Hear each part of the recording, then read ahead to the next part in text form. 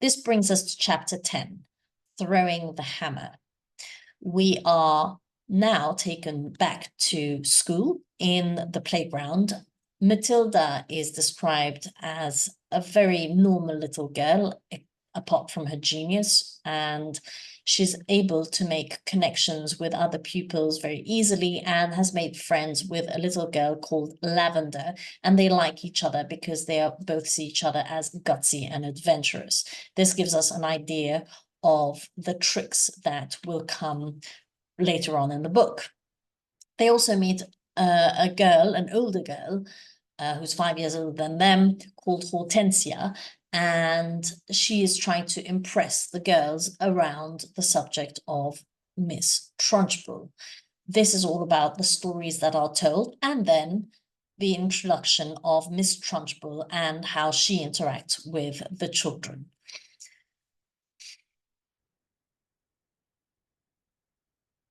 Hortensia is a 10-year-old girl, so she's a lot older than the little 5-year-olds, and she is trying to scare them, impress them around the subject of Miss Trunchbull.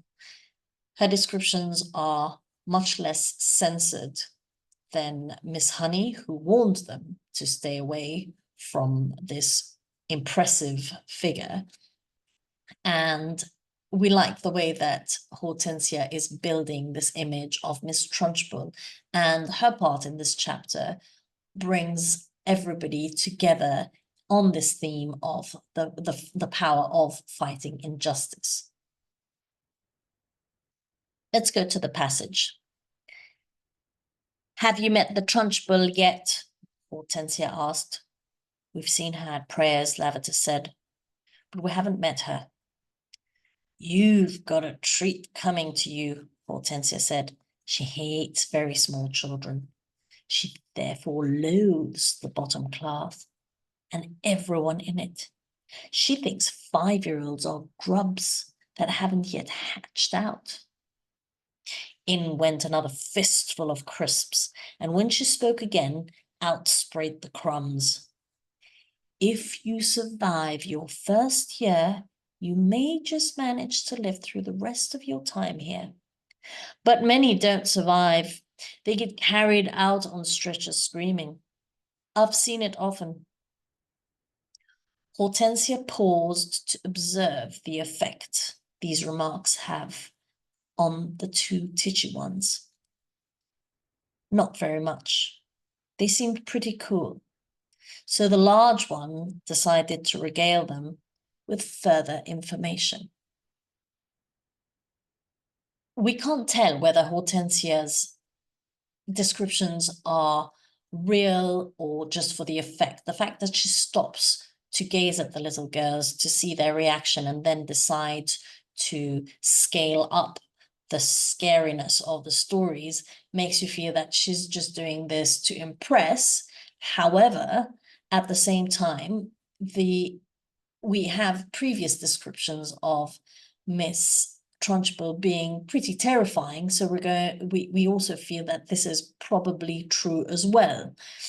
It's also so insane to think that students are being sent away on stretchers or put in a chokey, a little torturing chamber, that this builds up the myth of Miss Trunchbull and also the fear that she instills in children, and we will see, we already know in teachers, but possibly others, by what she is capable of doing. It is so much, almost, they are stories of what a maniac would do, someone absolutely mad, and yet we have this person running a school as a principal with little children under her care.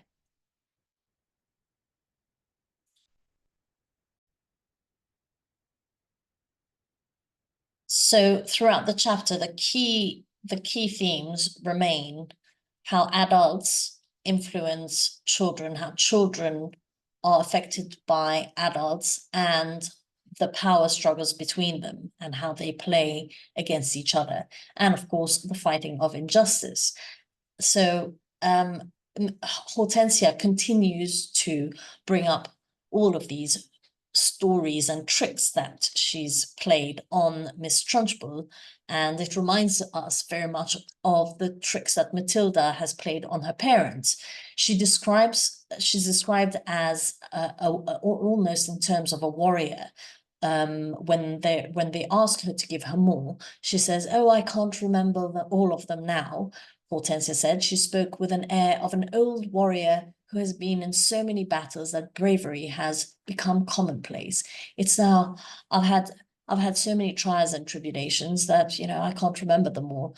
But she's obviously very eager to continue. So she goes through a number of her tricks, which include the golden syrup job and the itching powder in the knickers. And of course, what happens in terms of when you get punished and being stuck in the chokey. Matilda and Lavender are duly impressed by all of these stories. We'll go to the book over here. Both Matilda and Lavender were enthralled. It was quite clear to them that they were at this moment standing in the presence of a master.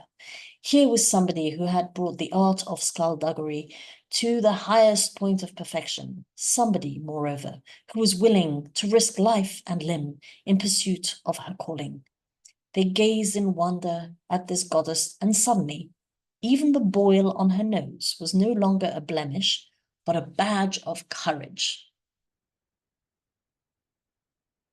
The term here, skullduggery, refers to the tricks that they are playing, that they are underhanded, that they are unscrupulous, that they are dishonest. So in a way, does the narrator see these tricks as high-minded or anything? They're cheeky little tricks, but at the same time, they are put in a way that, given the imbalance in power, it's all right to pursue them.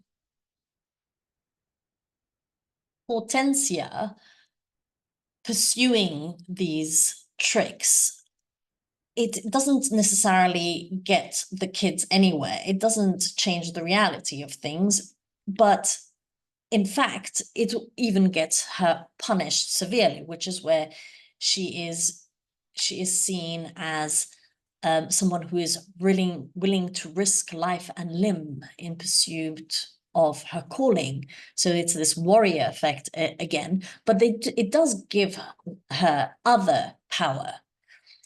For instance, she gains power over Miss Trunchbull simply by tormenting her and by embarrassing her. It gives Hortensia huge satisfaction in being able to feel that she is getting one up on the tyrannical headmistress, Miss Trunchbull.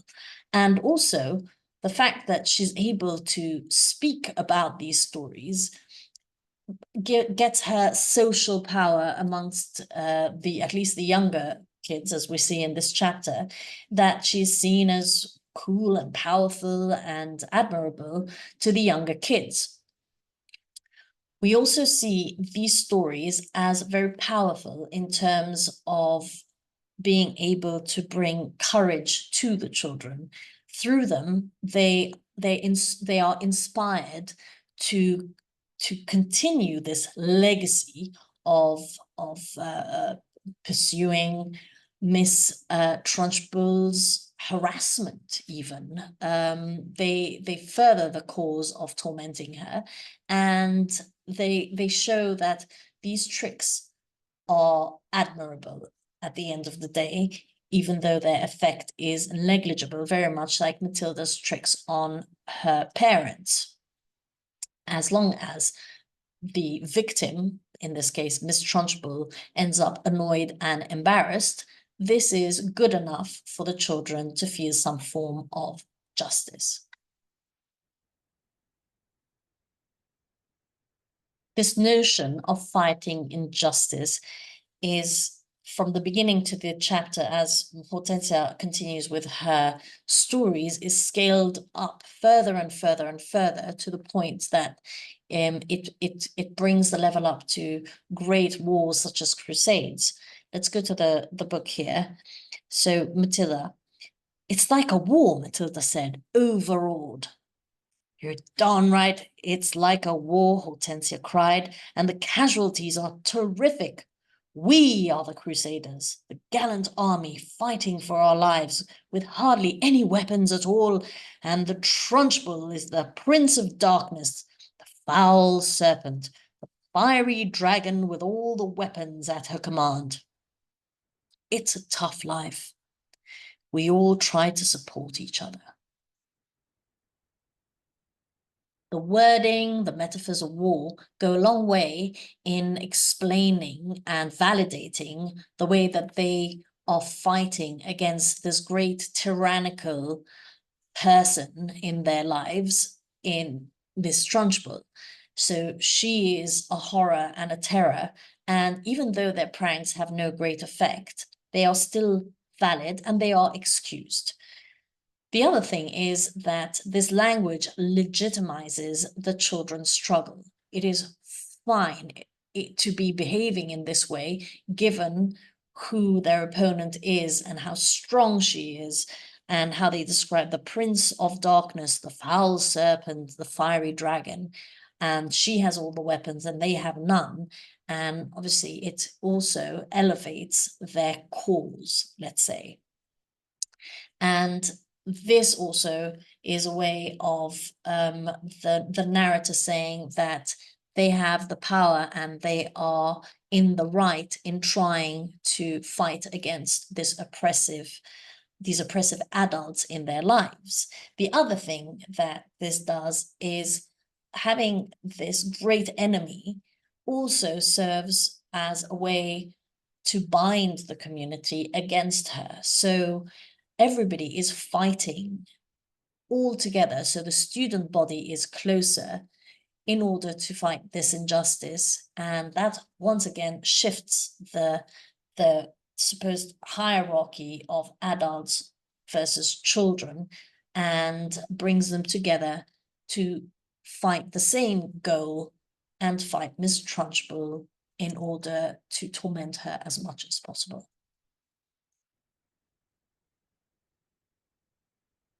Next thing, Miss Trunchbull actually walks onto the playground. And of course, she makes a tremendous presence, especially after all of these descriptions and these stories. She is here in front of everybody.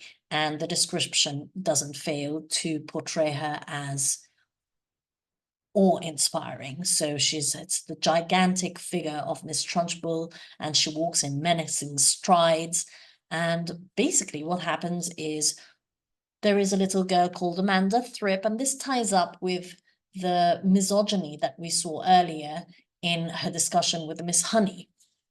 So Amanda Thripp is a little girl and she has her braids, and she thinks that her mother's love for her braids will protect her from Miss Trunchbull. She says, my mother likes them, so you should leave me alone, in effect, as one would imagine the discussion might go to a certain extent. However, the dynamics when it comes to Miss Trunchbull's and the Trunchbull and the villains in this, it's all upside down.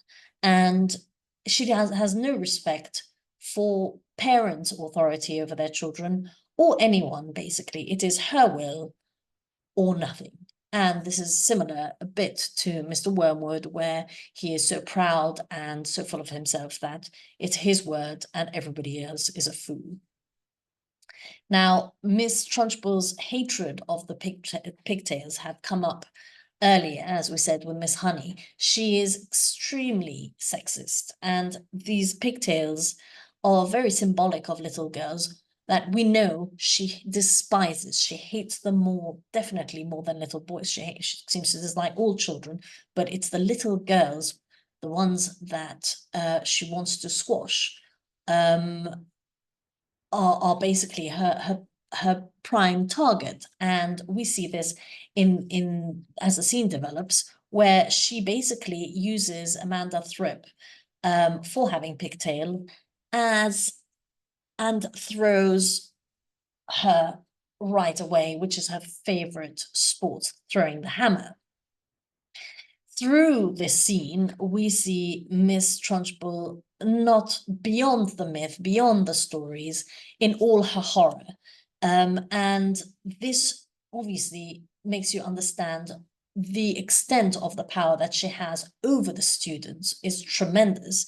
And it's terrifying to consider that a headmistress would actually go about throwing her students around if they do not succumb to her will.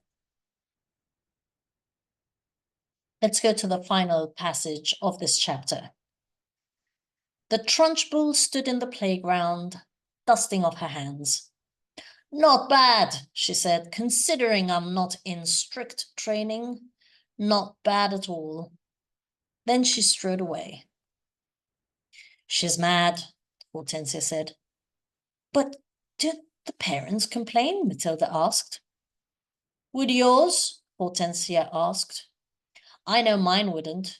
She treats the mothers and the fathers just the same as the children, and they're all scared to death of her.